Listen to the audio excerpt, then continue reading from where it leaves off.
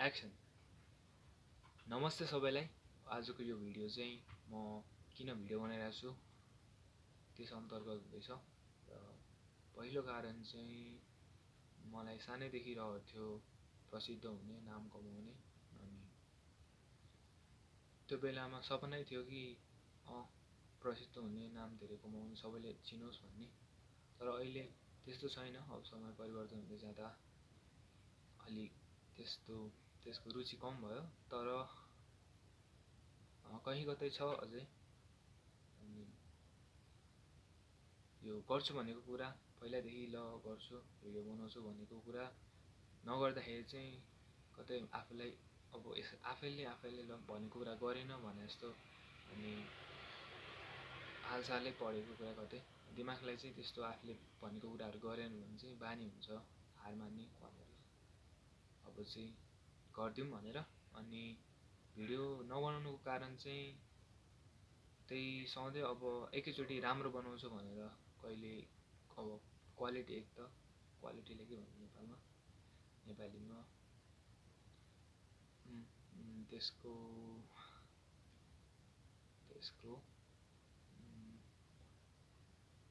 Quality search गर्छु त्यसलाई नेपालीमा के भन्छ। सजिलो छ, मलाई याद नभएको, मलाई आउँथ्यो पनि यसको क्वालिटी। अनि अब त्यही एक त क्वालिटी पनि अब भएन, उपकरणहरू त्यस्तो राम्रो भएन भनेर बनाएन। अनि एकैचोटि राम्रो बनाउँछु भन्दा पनि बनाएन। अनि अहिले बनाउनुको कारण चाहिँ यतिकै, यो चाहिँ अब मतलब छैन केहीको। हरेक दिन बनाउने अनि हरेक दिन अलिअलि सिक्दै जाने, राम्रो बनाउँदै जाने भनेर दिनमा 15 मिनट भने आफूलाई रेकर्ड गर्ने। अनि प्र्याक्टिस नै हुन्छ। प्र्याक्टिसले के भन्छ नेपालीमा? अभ्यास नै हुन्छ। र राम्रो हुँदै जान्छ भनेर बनाइरहेको छु। अनि यसरी नै पहिलो महिना वा केही पहिलो दिनहरूमा चाहिँ म यतिकै बोल्छु, यतिकै जे मनमा लाग्छ त्यही बोल्छु। अलिअलि चाहिँ मैले लेखे हुन्छु बुँदामा, मुख्य टपिकलाई के भन्नु, विषय वस्तु सबै त्यही टपिक मुख्य के भन्ने बेला हो त्यो अलिअलि लेखेको हुन्छु र बोल्छु यतिकै। अनि क्यामेरासँग बोल्ने बानी हुन्छ। अहिले चाहिँ राति भएर म अहिले सानो स्वरले बोलिरहेको छु, नत्र म ठुलो स्वरले बोल्छु, मलाई त्यस्तो केही अप्ठ्यारो त लाग्दैन। अनि म धेरै भन्छु, अब भन्दैन। र अब त्यही नै हो मेन मुख्य कारण चाहिँ यो भिडियो यस्तो बनाउनुको। आज मैले बोलेँ होला, राम्रै नै बोलेँ होला। अनि अर्को कुरा चाहिँ मलाई अङ्ग्रेजी पनि, मेरो अङ्ग्रेजी राम्रो छैन र मलाई अङ्ग्रेजी पनि सुधार्नु छ वा अझै राम्रो गर्नु छ। मैले सोचेको थिएँ कि म अङ्ग्रेजीमा नि बनाउँछु होला भनेर। तर फेरि कस्तो, मैले यत्तिकै झुकेर अब म अलिअलि पढ्न थाल्छु भनेर एउटा किताब किनेको थिएँ। अनि त्यो किताबमा चाहिँ त्यही मिठो नेपाली, हाम्रो नेपाली मिठो रचना थियो। अनि त्यसमा चाहिँ नेपाली भाषाको थियो कि अब हाम्रो भाषामा नि छ है राम्रो। पहिला त म अझ सोच्थेँ, अब फेरि कहाँ पुगिरहेछ छुट्टै विषयमा। म सोच्थेँ अब भन्थे पनि नेपाली भाषा कस्तो राम्रो छैन है। अरू भारतीय भाषा, हिन्दी भाषा, त्यसको अब त्यसको चलचित्रहरूको भनाइहरू, डाइरेक्टलाई भनाइ भन्छ कि त्यस्तै अब कस्तो राम्रो हुन्छ। अङ्ग्रेजी चलचित्रहरूको भनाइहरू कस्तो राम्रो सुन्छ, हाम्रो नेपालीको चाहिँ कस्तो राम्रो सुन्दैन, कस्तो क्रिन्ज, लज्जित होइन, क्रिन्ज मतलब त्यस्तो लाग्ने आफैलाई हुन्थ्यो। तर होइन, नेपाली पनि राम्रो छ र आउँदैन अझ पनि शुद्ध नेपालीमा नि कति राम्रो शब्दहरू छ भन्ने चाहिँ मैले त्यो किताबबाट सिकेको थिएँ। र अब छोडौँ, त्यसैले चाहिँ म सकेसम्म नेपाली नै होस् सबै, हरेक शब्द भनेर म सोचिरहेको छु। अनि त्यही नै गरिदिउँ न त, किन नगर्ने भनेर। र अहिले सोच्दा चाहिँ कति शब्दहरू चाहिँ नेपालीमै थाहा नहुने कि ठ्याक्कै।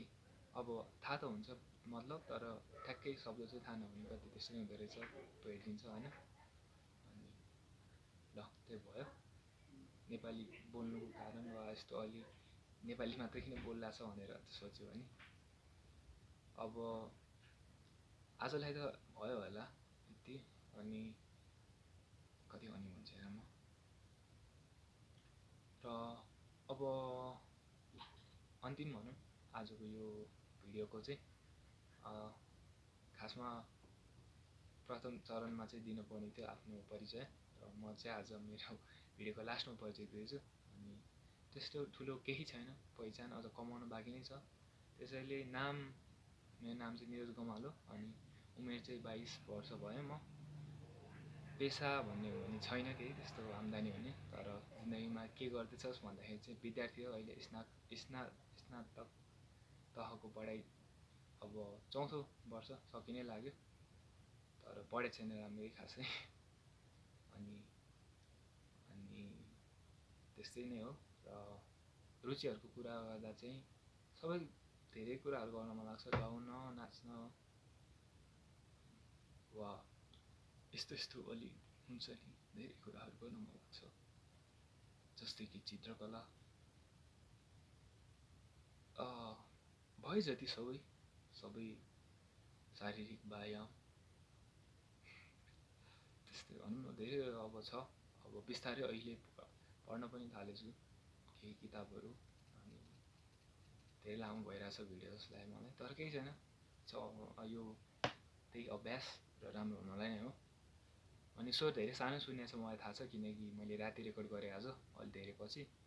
अनि म खासमा अर्को मोबाइलमा चाहिँ रेकर्ड गर्थेँ अडियो अनि मर्ज गरेर भिडियो बनाउँथेँ, तर आज मोबाइल पनि भाइले दिएको छु मैले। अनि ठिकै छ, केही छैन। यो भिडियो कसैले हेर्दैन मलाई थाहा छ, यो मैले नै आफैले हेर्नलाई हो र सम्झाउनलाई कि अब चाहिँ म नियमित रूपमा भिडियो बनाउँछु, नियमित रूपमा सिक्छु केही कुरा र नियमित रूपमा राम्रो गर्दै जान्छु। त्यसकै लागि थियो यो आजको। र अन्तिम अब मैले अघि भनेको थिएँ फेरि भने अन्तिम कुरा चाहिँ मैले पढ्न थालेको छु अब केही किताबहरू लिएर।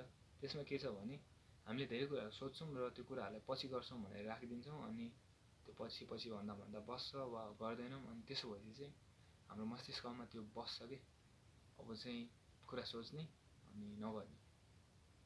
त्यो भएर चाहिँ अब मैले सोचिहालेँ अनि अब गर्ने। अब के भयो त माइक नभएर त्यसलाई के भन्छ मलाई थाहा भएन नेपाली इङ्ग्लिसमा ठ्याक्कै अहिले। अनि भनिसक्यो यो भिडियो कसैले हेर्ने होइन, त्यसैले होइन त्यही हो। अनि जे कुरा सोच्यो त्यो गरिहाल्ने। अनि अर्को कुरा नि मलाई भन्नु मन थियो धेरै सोच्ने बारेमा, ओभर थिङ्किङ, जुन कि म गरिरहेको हुन्छु आफूसँग त्यही कुराहरूमा। अनि त्यो सोच्नुभन्दा आफै सोच्छु म, अनि त्यही नै बोलौँ न त, त्यही नै भनौँ न त आफूले सोच्ने कुराहरू। त्यो गरौँ पहिला अलिकति लेख्ने त्यसको कुराहरू, अनि त्यही भन्ने आफूले लागेको के छ र त्यो पनि सोचेछु मैले। तर पहिले चाहिँ अब यही नै हो। आजलाई धेरै भइसक्यो, म धेरै बोलिसकेँ, राम्रै भयो जस्तो लागिरहेछ। अब कस्तो भयो त के भयो र त्यही हो। बाई धन्यवाद।